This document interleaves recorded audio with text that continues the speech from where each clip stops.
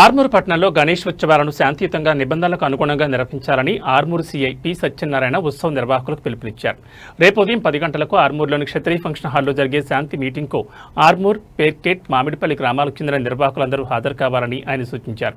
ఈ సందర్భంగా సీఐ మాట్లాడుతూ గణేష్ మండపాలను ఆన్లైన్లో నమోదు చేసుకోవాలని, డీజేలకు పర్మిషన్ లేకుండా ఎటువంటి అడ్వాన్సులు ఇవ్వొద్దని, పరిమితిని మించి డీజే బాక్సులు వాడితే చట్టరీత్యా కఠిన చర్యలు తీసుకుంటామని హెచ్చరించారు. ఎవ్వరు కూడా గణేష్ మండలి నిర్వాహకులు డీజేకు అడ్వాన్స్ చేయడం కానీ గణేష్ మండపం వద్ద శోభాయాత్ర రోజు డీజే పెట్టినట్టయితే వాళ్ళపైన చట్టరీత్యా చర్య తీసుకోవడం జరుగుతుంది.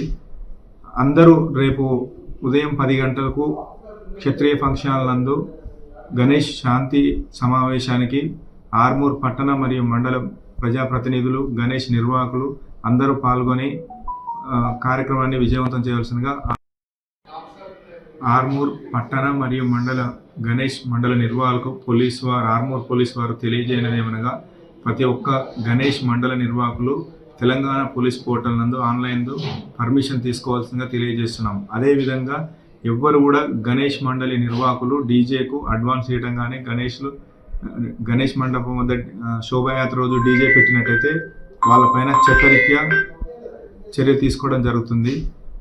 అందరూ రేపు ఉదయం 10 గంటలకు క్షత్రియ ఫంక్షన్ నందు గణేష్ శాంతి సమావేశానికి ఆర్మూర్ పట్టణ మరియు మండల ప్రజాప్రతినిధులు, గణేష్ నిర్వాహకులు అందరూ పాల్గొని కార్యక్రమాన్ని విజయవంతం చేయవలసిందిగా